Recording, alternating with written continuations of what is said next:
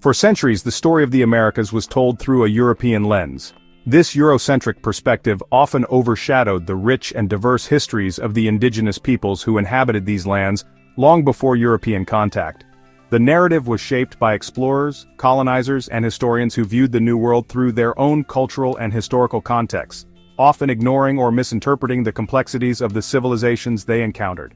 This narrative often depicted the pre-Columbian era as a time of nomadic tribes and untouched wilderness. The image of the Americas as a vast, unspoiled land waiting to be discovered and civilized was a powerful myth that justified colonization and exploitation. It painted a picture of a land devoid of history, culture, and sophistication, a blank slate upon which European settlers could impose their own vision of civilization. However, this perception is far from the truth. Archaeological discoveries and historical research have revealed a much more complex and vibrant picture of pre-Columbian North America. The continent was home to a multitude of diverse cultures and societies, each with its own unique traditions, technologies, and ways of life. These civilizations were not static or primitive, they were dynamic, innovative, and deeply connected to their environments. Across North America, vibrant and sophisticated civilizations flourished long before the arrival of Europeans. From the intricate city planning of the Mississippian culture to the advanced agricultural techniques of the ancestral Puebloans, these societies demonstrated remarkable ingenuity and adaptability. They built complex social structures, engaged in long-distance trade, and developed rich spiritual and artistic traditions. These cultures, often referred to as mound builders, left behind an enduring legacy in the form of monumental earthworks that challenge our understanding of the past. The mounds, some of which are massive in scale, served various purposes, from ceremonial and religious functions to social and political gatherings. They are a testament to the organizational skills, engineering prowess, and cultural significance of these ancient peoples. Their impressive structures, some resembling pyramids, stand as silent testaments to their ingenuity and sophistication. These earthworks were not merely piles of dirt, they were carefully designed and constructed using advanced knowledge of engineering, astronomy, and environmental management. The precision and scale of these constructions reflect a deep understanding of the natural world and a high degree of social organization. By delving into the world of these forgotten civilizations, we can begin to reshape our understanding of the true history of North America. Archaeologists and historians are uncovering new evidence that sheds light on the complexity and diversity of these ancient societies. Through careful excavation, analysis, and interpretation, they are piecing together a more accurate and nuanced picture of the past. These ancient societies were not merely hunter-gatherers. They developed sophisticated agricultural systems that allowed them to sustain large populations and create surplus food supplies. They cultivated a variety of crops, including maize, beans, and squash, and employed advanced techniques such as irrigation, crop rotation, and soil management to enhance productivity. They were skilled farmers, architects, astronomers, and artists. Their achievements in these fields were remarkable and often rivaled those of contemporary civilizations in other parts of the world. They built impressive structures, created intricate artworks, and developed sophisticated calendars and astronomical observatories that guided their agricultural and ceremonial practices. The mounds they constructed served a variety of purposes, from religious ceremonies to astronomical observation to social gatherings. These structures were often aligned with celestial events, such as solstices and equinoxes, indicating a deep understanding of astronomy and its significance in their cultural and spiritual lives. The mounds were central to their communities, serving as focal points for social, political, and religious activities. These structures were not haphazard piles of earth, but were carefully planned and engineered using sophisticated techniques. The construction of these mounds required a coordinated effort involving large labor forces, precise planning, and a deep understanding of materials and engineering principles. The techniques used in their construction reflect a high level of technical knowledge and organizational capability. The sheer scale of some of these earthworks, such as Monk's Mound at Cahokia, is a testament to the organizational skills and labor force these civilizations commanded. Monk's Mound, the largest pre-Columbian earthwork in the Americas, stands as a monumental achievement that required the mobilization of thousands of workers and the movement of millions of cubic feet of earth. It is a powerful reminder of the ingenuity, resilience, and cultural richness of the ancient peoples of North America. The term mound builders encompasses a diverse group of cultures that thrived across eastern North America for millennia. These ancient societies were remarkable for their ingenuity and adaptability, creating complex communities that were deeply connected to their environment. The mounds they built served not only as burial sites but also as platforms for temples and residences, reflecting their sophisticated social and religious structures. These societies shared the practice of constructing earthen mounds for various purposes. The mounds varied in size and shape, from small conical burial mounds to massive flat-topped pyramids.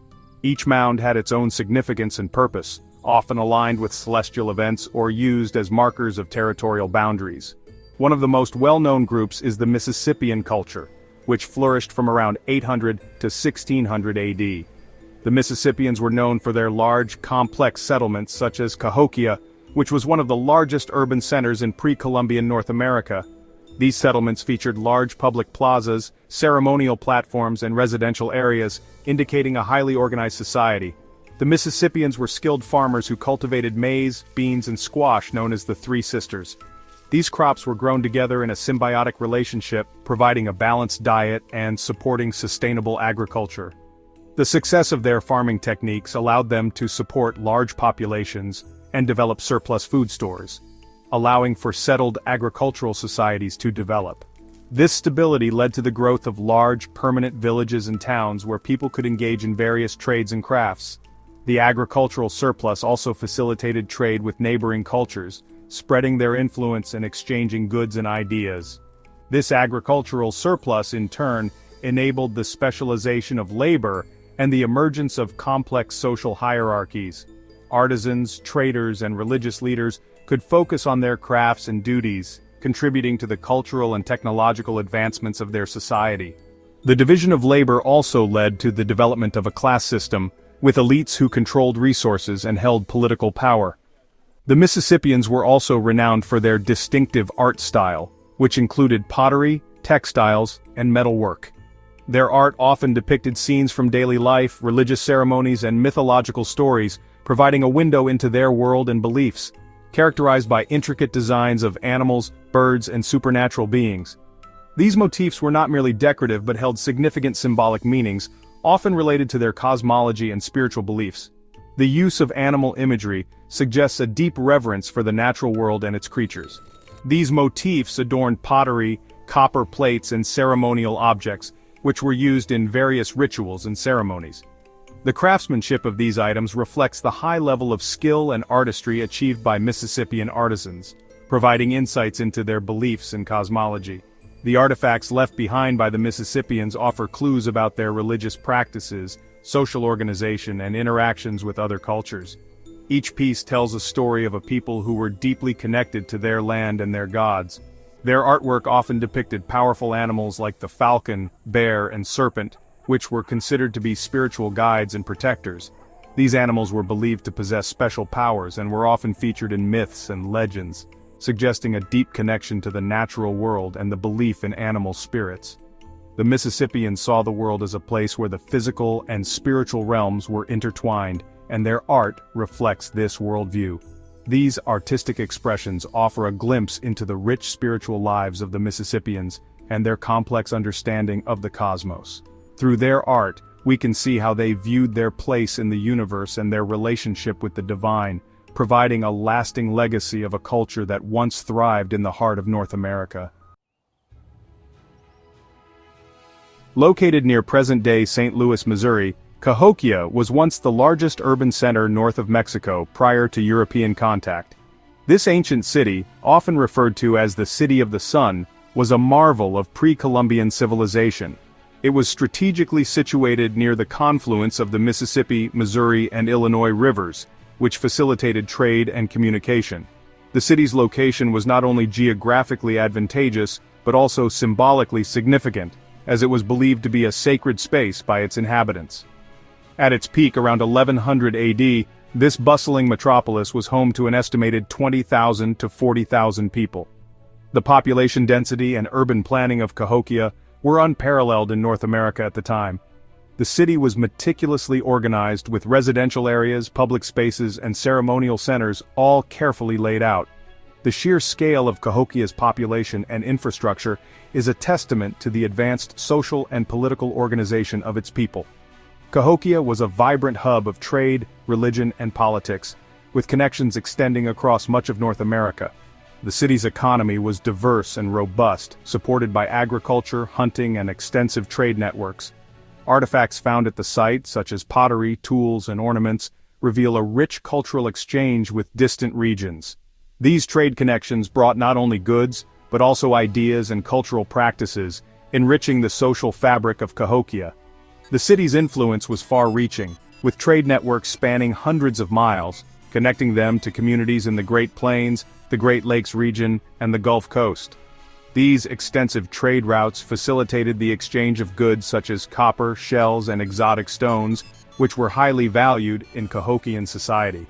The movement of these materials over such vast distances underscores the complexity and efficiency of Cahokia's trade systems.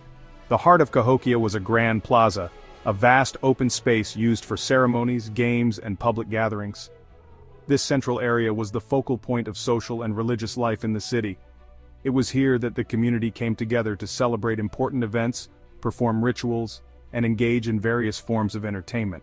The Grand Plaza was not only a physical space, but also a symbol of unity and shared identity for the people of Cahokia. Surrounding the plaza were over 120 earthen mounds of various sizes and shapes. These mounds were meticulously constructed and served multiple purposes. Some were used as platforms for important buildings, while others were burial sites for the elite. The mounds were a testament to the engineering prowess and spiritual beliefs of the Cahokian people. Each mound had its own significance and played a role in the city's complex social and religious structure. These mounds served as platforms for temples, residences for the elite, and burial places for important individuals. The largest of these, Monk's Mound, stands over 100 feet tall and covers more than 14 acres at its base. It was the largest pre-Columbian earthwork in the Americas, and served as the political and religious center of Cahokia. The construction and maintenance of these mounds required a highly organized labor force and a deep understanding of engineering principles. The construction of these massive earthworks required a tremendous amount of labor and organization, highlighting the sophisticated social structure and engineering capabilities of Cahokia's inhabitants. The process involved moving vast quantities of earth using simple tools and human labor, a feat that speaks to the community's dedication and cooperation. The mounds were not just architectural achievements, but also symbols of the city's enduring legacy and the ingenuity of its people. Dominating the Cahokia skyline was Monk's Mound, the largest earthen structure in North America. This colossal mound, named after Trappist monks who briefly occupied the site in the 1800s, rises 100 feet high and covers an area larger than the Great Pyramid of Giza at its base. The construction of Monk's Mound was an extraordinary feat of engineering, requiring an estimated 14 million baskets of earth, moved entirely by human labor. The top of Monk's Mound, accessed today by a modern staircase, offered a commanding view of the surrounding landscape. It is believed that this platform served as the base for a grand temple, or the residence of Cahokia's ruler, known as the Great Sun. From this vantage point, the elite could oversee religious ceremonies, observe the movements of the stars, and survey their domain. The sheer scale and prominence of Monk's Mound reflect the power and prestige of the ruling class in Cahokian society.